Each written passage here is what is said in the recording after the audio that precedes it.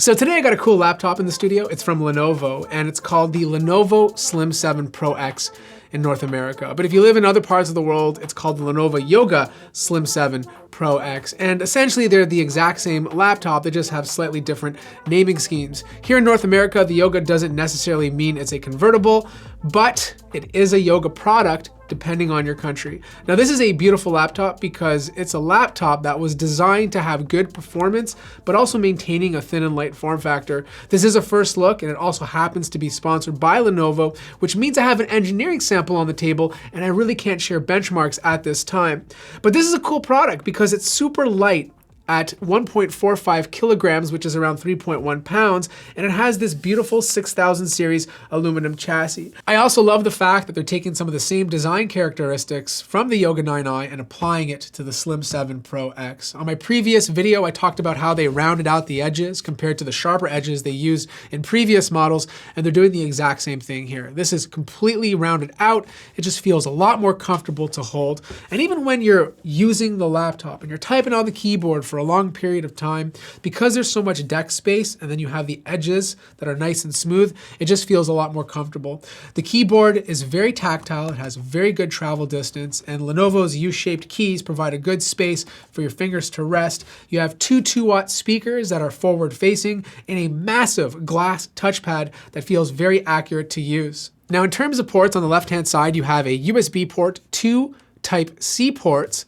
and then on the right-hand side you have your power button, another USB port, your audio jack, and a camera kill switch. This will automatically block the camera from being used if you prefer to have some privacy. There's no fingerprint scanner to log you in, but the Full HD 1080p webcam also offers window hello, so you can use facial recognition to quickly get into your laptop. But one of the biggest things that stood out to me is this display because it is absolutely gorgeous. Not only does it support Lenovo's PureSight display certification, it goes beyond because not only is this a 14.5-inch display with a 3K resolution, it has a high refresh rate of 120 Hertz. It also has superb color accuracy with over 100% sRGB. It's 16:10, which is my preferred aspect ratio because you get more vertical space for productivity.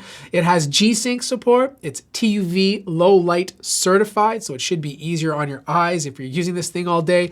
And if you want, it can also support touch. If you're a designer or just appreciate a good display, you're gonna like this one. Now you're gonna have to wait for a future video to show you the actual performance on this guy because again, this is an engineering sample, but my SKU happens to be using the AMD Ryzen 7 6800HS. If you want maximum performance, they also offer a 6900HS as well.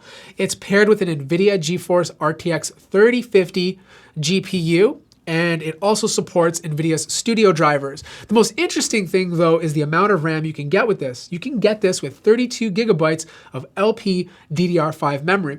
This is super interesting because most laptops this thin and light usually top out at 16. Now since I don't have raw data on how this thing performs, I can give you some assumptions because I've obviously reviewed tons of laptops with a 6800HS and I've reviewed plenty of NVIDIA RTX 3050s. If you're a developer, this thing is gonna be great. If you are doing any sort of work in the Adobe suite, this thing is gonna be great.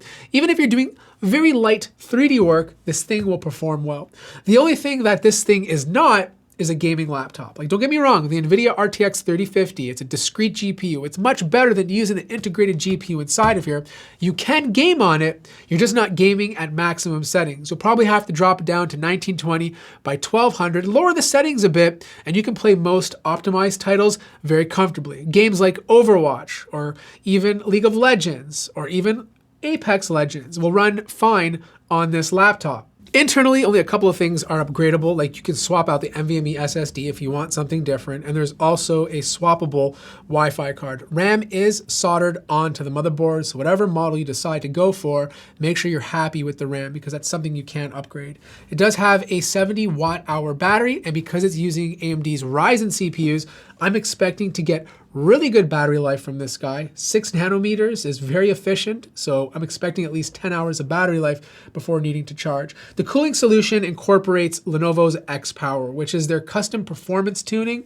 It basically uses a lot of methods that they have to meet in order to have the best performance and cooling together. So for example, it's going to dynamically switch between the CPU and GPU depending on which needs more power. There's different profiles you can use. If you've ever used a Lenovo laptop, you can simply hit Function Q and you can switch between silent, intelligent cooling, and performance mode. So I'm looking forward to getting an actual retail unit into the studio and putting it through its paces. That will be a review. Of course, that won't be sponsored. So make sure if you have any questions, let me know in the comment section down below and I'll try to answer as many of them as possible. Also, maybe we'll do a desk setup with this. I haven't done a desk setup with a specific laptop in a long while. So let me know what you want to see with that too. If you enjoyed the video, make sure to hit the like button. If you're new to the channel, subscribe, and I'll see you guys in the next one.